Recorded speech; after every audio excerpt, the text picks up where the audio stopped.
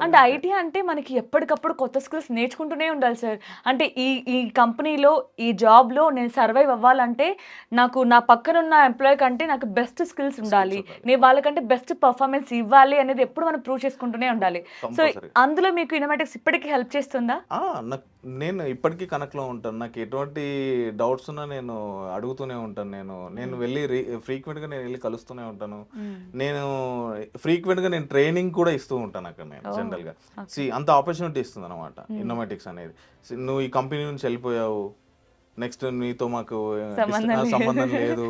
ఆ! నువ్వెవరో మాకు తెలీదు అనే సిట్యుయేషన్‌లో ఉండరన్నమాట. హ్మ్. హ్మ్. నాకు ఇదే విషయంలో అయినా కూడా నాకు అంటే నాకనే కాదు అక్కడ చదువుకున్న వాళ్ళకి ప్రతి ఒక్కరికి అండగా ఉంటుంది ఇన్నోమేటిక్స్. ఓకే. నేను ఇప్పటికీ అక్కడికెళ్ళి ట్రైనింగ్స్ ఇచ్చిన నేను 493 బ్యాచ్ కూడా నేను చెప్పిన ట్రైనింగ్ అక్కడ ఓకే. Statistics training okay. చెప్పాను ఓకే. నేను.